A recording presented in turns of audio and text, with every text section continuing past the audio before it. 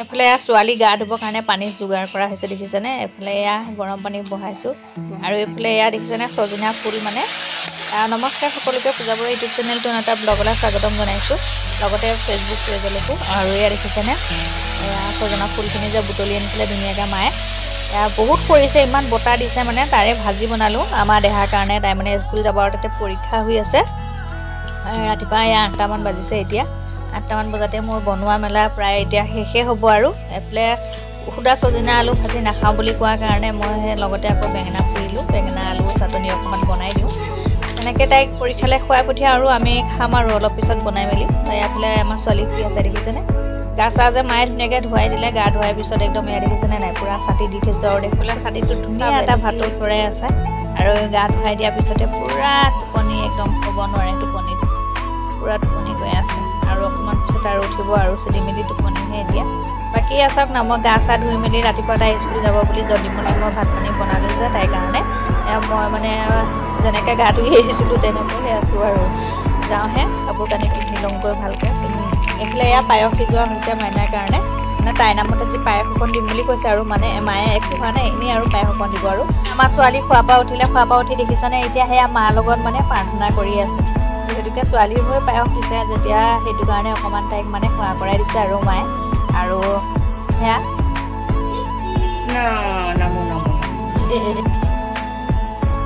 কালিৰ ভিডিঅ'টো সেয়া দুপৰীয়া বেলাতে আমি পায়স চায়স খুৱাই মেলি তেতিয়াই সামৰণি মাৰিলোঁ। আজি নেক্সট দিনাখন হয়, নেক্সট দিনাখনৰ আজি আকৌ মই সন্ধিয়াৰ পৰা ভিডিঅ'টো আৰম্ভ কৰিছোঁ। আৰু আজি বতৰ বহুত বেয়া, একদম বৰষুণ। এইফালে ছোৱালী কাপোৰ শুকোৱা নাই, একদম অৱস্থা বেয়া আৰু নক'ব। তাইক লৈ আছে। এইফালে আমাৰ দেহাৰ আজি দ্বিতীয় দিনাখনৰ পৰীক্ষা হয়, তেওঁ পঢ়ি আছে, দেউতাই লগতে দেখুৱাই দি আছে তাক। আৰু ব'লকচোন যাওঁ, মায়ে পাকঘৰত কি কৰি আছে চাবলৈ যাওঁ। আজি বতৰো বেয়া বহুত, সেইটো কাৰণে আজি মাংস খোৱা হওক বুলি কিনে মাংস অনা হ'ল। এইফালে মছলা চছলা পূৰা যোগাৰ কৰি লোৱা হৈছে। আৰু দেখিছেনে আমাৰ খুন্দনাত কেনেকৈ আমি আদা ৰচুন খুন্দো, পূৰা একদম মাংস ৰেডি কৰা হৈছে। এইফালে মায়ে তেল ধুনীয়াকৈ দি ল'লে মাংস বনাবৰ কাৰণে, একদম পূৰা তেলখিনি যেতিয়া মানে পিঁয়াজখিনি ধুনীয়াকৈ ভজা হ'ব আৰু ৰঙা হ'ব, তেতিয়া মানে মায়ে মাংসটো দিব আৰু ব্ৰইলাৰ মাংস সকলোৱে জানে, সকলোৱে বনাই খায়। আৰু ব্ৰইলাৰ মাংসই আনিছোঁ আমাৰো। মাংস বনোৱাটো আচলতে কাকো শিকাব নালাগে, সকলোৱে জানে বনাবৰ কাৰণে। তেতিয়াও আমাৰ মায়ে কেনেকৈ বনায় আৰু আপোনালোকক দেখুৱাম বুলি ভাবিলোঁ। মছলাখিনি ধুনীয়াকৈ এতিয়া ঢালি দিলে মায়ে। আৰু মছলাৰ ভিতৰত আমি আদা ৰচুন জিৰা ধনিয়া তেনেকৈয়ে দিওঁ আৰু, যিখিনি মছলা দিয়া হয়। আৰু যিহেতুকে আমি গোটা মছলা পিচি নিদিওঁ, আমি এনেকৈ পেকেট মছলাই দিওঁ আৰু।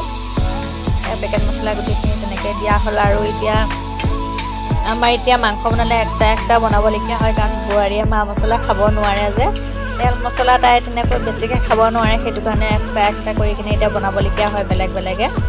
সেয়া ধুনীয়াকৈ এতিয়া বনাই মানে ধুনীয়াকৈ ভাজি হোৱাৰ পিছত এতিয়া আমাৰ সেয়া মাংসখিনি প্ৰথমতে বনোৱা হৈছে।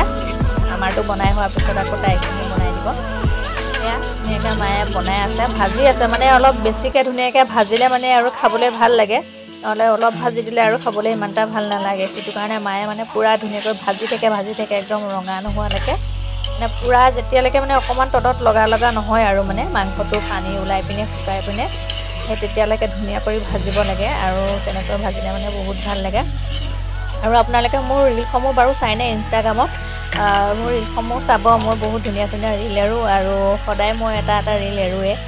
যিসকলে মোৰ ইনষ্টাগ্ৰাম মোৰ ফ'ল' কৰা নাই, মোক ফ'ল' কৰি দিব, যাতে ধুনীয়া ধুনীয়া ৰিলসমূহ আপোনালোকৰ ওচৰলৈ আগবঢ়াব পাৰোঁ। আৰু নিমখ দিয়াই নাছিলে, মায়ে দেখিছিলে ন অথনিৰ পৰা এনেই ভাজি আছিলে, এতিয়া নিমখখিনি দি দিছে সোৱাদ অনুসৰি। এয়া প্ৰায় ভাজি হৈছে আৰু আমাৰ মাংসখিনি ধুনীয়াকৈ হৈ গ'ল বনোৱা মেলা। এতিয়া এয়া দেখিছেনে মায়ে মানে বোৱাৰীৰ কাৰণে মাংস বনাবলৈ লৈছে। বেলেগে যিহেতুকে বনাবলগীয়া হয়, তাই বেছিকৈ মা মছলা খাব নোৱাৰে।